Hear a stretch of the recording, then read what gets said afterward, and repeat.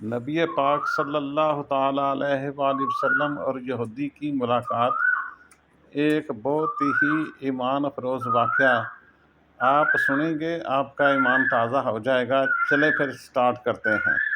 اعوذ باللہ من الشیطان الرجیم، بسم اللہ الرحمن الرحیم۔ السلام علیکم ورحمۃ اللہ وبرکاتہ۔ حضرت عبداللہ بن عباس رضی اللہ تعالیٰ عنہ سے روایت ہے، ملک شام میں ایک یہودی رہتا تھا۔ وہ ہفتے کے دن تورات کی تلاوت کیا کرتا تھا۔ ایک دفعہ تورات کھولی تو اس نے 4 جگہوں پر حضور اکرم صلی اللہ علیہ وسلم کی تعریف و توصیف دیکھی تو یہودی نے وہ جگہ کاٹ کر جلا دی۔ اگلے ہفتے پھر تورات کھلی تو 8 جگہوں پر حضور اکرم صلی اللہ علیہ وسلم کی نعمت و وصف کا ذکر پایا تو اس نے وہاں سے بھی اسے کاٹ کر جلا دیا۔ تیسرے ہفتے تورات کھولی تو یہی ذکر 12 جگہ پر موجود پایا۔ یہودی یہ سوچنے لگا کہ اگر میں یوں ہی کرتا رہا تو ساری کی ساری اپنی مقدس کتاب جو تورات ہے اس ذکر سے پر ہو جائے گی۔ اپنے ساتھیوں سے پوچھنے لگا، حضرت محمد صلی اللہ علیہ وسلم کون ہیں؟ تو انہوں نے جواب دیا، تمہارے لیے بہتر یہی ہے کہ نہ تو اسے دیکھو نہ ہی وہ تجھ کو دیکھیں۔ یہودی کہنے لگا، تورات کی قسم، مجھے ان کے زیارت سے نہ روکو۔ تو ساتھیوں نے اجازت دے دی اور وہ اپنی سواری پر سوار ہو کر رات دن منزل بہ منزل چلتا رہا، حتیٰ کہ مدینہ منورہ کے قریب پہنچا تو سب سے پہلے اس کی ملاقات حضرت سلیمان فارسی رضی اللہ تعالیٰ عنہ سے ہوئی۔ ان کے حسن کو دیکھ کر سمجھا کہ یہی وہ ہیں محمد صلی اللہ علیہ وسلم۔ حالانکہ آپ صلی اللہ علیہ وسلم کو اس دنیا سے سفر کیے 3 دن ہو چکے تھے۔ صلو علی الحبیب صلی اللہ تعالیٰ علیہ وسلم۔ حضرت سلیمان فارسی رضی اللہ تعالیٰ عنہ اس بات سے روئے اور کہا، میں تو محمد صلی اللہ علیہ وسلم کا ادنا سا خادم ہوں۔ یہودی بولا، پھر محمد صلی اللہ علیہ وسلم کہاں ہیں؟ میں نے ان سے ملاقات کرنی ہے، کیا آپ میری ملاقات ان سے کروا دیتے ہیں؟ اب حضرت سلیمان فارسی رضی اللہ تعالیٰ عنہ سوچنے لگے کہ اگر وصال کی خبر سناتا ہوں تو یہ واپس ہو جائے گا، اگر یہ کہہ دوں کہ موجود ہیں تو جھوٹ ہوگا۔ بالآخر حضرت سلیمان فارسی رضی اللہ تعالیٰ عنہ یہودی سے کہنے لگے، میں تجھے حضور صلی اللہ علیہ وسلم کے صحابہ کے پاس لے چلتا ہوں۔ مسجد میں آئے تو سب کے سب صحابہ اکرام رضوان اللہ علیہم اجمعین غم کی تصویر بنے ہوئے تھے، کیونکہ نبی پاک صلی اللہ علیہ وسلم کا تازہ ترین ہی وصال ہوا تھا، وہ اس دنیا فانی سے رحلت فرما چکے تھے۔ یہودی نے یہ سمجھ کر حضور نبی کریم صلی اللہ علیہ وسلم محمد صلی اللہ علیہ وسلم ان میں موجود ہوں گے تو اس نے کہا، السلام علیکم یا محمد صلی اللہ علیہ وسلم کا کلمہ کہا۔ صحابہ نے یہ سنا کہ تمام صحابہ کرام میں ایک کوہرام مچ گیا، سب ہکا بکا ہو گئے۔ حضرت علی رضی اللہ تعالیٰ عنہ بھی وہاں تشریف فرما تھے۔ آپ رضی اللہ تعالیٰ عنہ اس سے مخاطب ہو کر فرمانے لگے، اے حضور صلی اللہ علیہ وسلم کے بارے میں پوچھنے والے، تجھے آپ صلی اللہ علیہ وسلم سے کیا کام ہے؟ اس نے کہا، میں یہودی عالموں میں سے ہوں اور 80 سال سے تورات کا مطالعہ کر رہا ہوں۔ اس میں اللہ تعالیٰ نے بہت سے مقامات پر اپنے حبیب نبی کریم صلی اللہ تعالیٰ علیہ وآلہ وسلم کا ذکر بڑی تفصیل سے کیا ہے، میں اسی ذکر سے متاثر ہو کر آیا ہوں۔ اس نے مزید سلسلہ کلام جاری رکھتے ہوئے کہا، اور اب میں آپ صلی اللہ علیہ وسلم کے ہاتھ پر بیعت کرنے کے لیے حاضر ہوا ہوں۔ حضرت علی رضی اللہ تعالیٰ عنہ نے فرمایا، اے اجنبی، شاید تجھے معلوم نہیں کہ حضور صلی اللہ علیہ وسلم کا 3 دن پہلے وصال ہو چکا ہے۔ یہ سن کر وہ یہودی چیخنے لگا، ہائے میرا غم، ہائے میرے سفر کی ناکامی، اے کاش میری ماں مجھے، اے کاش میں اس دنیا میں پیدا ہی نہ ہوتا، نہ ہی یہ وقت دیکھتا اور نہ ہی تورات پڑھتا، وہ بھی پڑھی تھی، کاش آپ صلی اللہ علیہ وسلم کی تعریف و تذہیب پر نظر نہ پڑتی، اگر یہ بھی ہو گیا تو مجھے آپ صلی اللہ علیہ وسلم کی زیارت نصیب ہو جاتی۔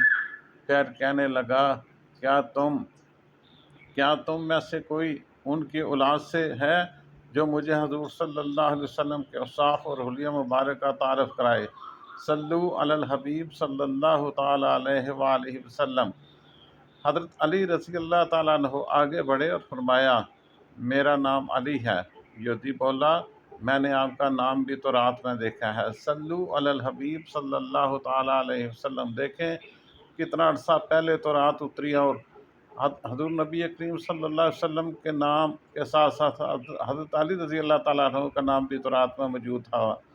حضرت علی رضی اللہ تعالیٰ عنہ نے حضور صلی اللہ علیہ وسلم کا حلیہ مبارک بیان کرنا شروع کیا کہ آپ صلی اللہ علیہ وسلم نہ حد سے زیادہ لمبے نہ ہی زیادہ چھوٹے تھے، سر مبارک گول تھا، پیشانی کشادہ، آنکھوں کا رنگ خوب سیاہ تھا، آپ صلی اللہ علیہ وسلم کی پلکیں دراز تھیں، ہنسی کے وقت دانتوں سے نورانی شعائیں نکلتی تھیں، سینے سے ناف تک بالوں کی لکیر تھی، ہتھیلیوں پر گوشت تھا، قدموں کے تلوے قدرے گہرے تھے، بدن کے جوڑوں کی ہڈیاں موٹی تھیں، مثلاً کونیاں اور گھٹنے، اور آپ صلی اللہ علیہ وسلم کے شانوں کے درمیان مور نبوت تھی۔ صلو علی الحبیب صلی اللہ تعالیٰ علیہ وسلم۔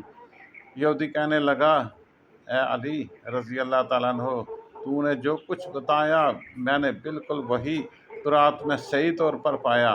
تو تورات میں آپ صلی اللہ علیہ وسلم کی تعریف و توصیف اس طرح موجود ہے۔ پھر کہا، محمد صلی اللہ علیہ وسلم کا کوئی کپڑا موجود ہو تو میں اسے سونگھنا چاہتا ہوں۔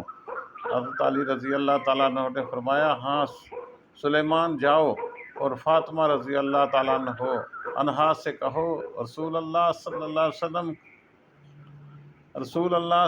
علیہ وسلم کا جبہ مبارک ذرا بھیج دیں۔ حضرت سلیمان فارسی رضی اللہ تعالیٰ عنہ دروازے پر آئے اور دروازہ کھٹکھٹایا۔ اندر سے حسن و حسین رضی اللہ تعالیٰ عنہما رو رہے تھے۔ حضرت فاطمہ رضی اللہ تعالیٰ عنہا کی آواز آئی، یتیموں کا دروازہ کون کھٹکھٹا رہا ہے؟ حضرت سلیمان فارسی رضی اللہ تعالیٰ عنہ نے اپنا نام بتایا اور حضرت علی رضی اللہ تعالیٰ عنہ کا پیغام دیا۔ وہ روتے ہوئے بولی، میرا ابا کا جبہ مبارک کون پہنے گا؟ حضرت سلیمان فارسی رضی اللہ تعالیٰ عنہ نے سارا قصہ سنایا، یہودی کا جو تھا۔ آپ جبہ مبارک نکال کر لے آئیں جو 7 جگہوں سے کھجور کے ریشے سے سلا ہوا تھا۔ حضرت علی رضی اللہ تعالیٰ عنہ نے اسے پکڑ کر سونگا اور پھر صحابہ کرام رضوان اللہ علیہم اجمعین جو وہاں پر موجود تھے سب نے سونگا۔ پھر یہودی پکڑ کر سونگنے لگا اور کہتا تھا، واہ کیسی عمدہ خوشبو ہے۔ پھر اس کے بعد حضور اکرم صلی اللہ علیہ وسلم کی قبر پر تشریف حاضر ہوا اور آسمان کی طرف سر اٹھا کر کہنے لگا، اے اللہ میں گواہی دیتا ہوں کہ تو واحد یکتا یگانہ ہے، کائنات تیری نیاز مند ہے اور تو بے نیاز ہے، اور میں یہ بھی گواہی دیتا ہوں کہ اس قبر تشریف میں تیرے حبیب صلی اللہ علیہ وسلم ہے، جو کچھ انہوں نے فرمایا میں اس کی تصدیق کرتا ہوں اور ان پر ایمان لاتا ہوں۔ اے اللہ اگر میرا اسلام تیری بارگاہ میں قبول ہے تو میری روح کو ابھی قبض کر لے۔ یہ کہہ کر وہی گرا اور جان دے دی۔ صلو علی الحبیب صلی اللہ تعالیٰ علیہ وسلم۔ حضرت علی رضی اللہ تعالیٰ عنہ نے اسے غسل دیا اور جنت البقیع میں وہ بھی دفن ہو گیا۔ دیکھیں کتنی دور سے وہ سفر کر کے آیا تھا، اور جیسے ہی اس نے اللہ کے ہاں دعا کی تو اللہ نے اس کی دعا فوراً قبول کر لی، وہ بھی اہل ایمان، اس نے ایمان کو قبول کر لیا۔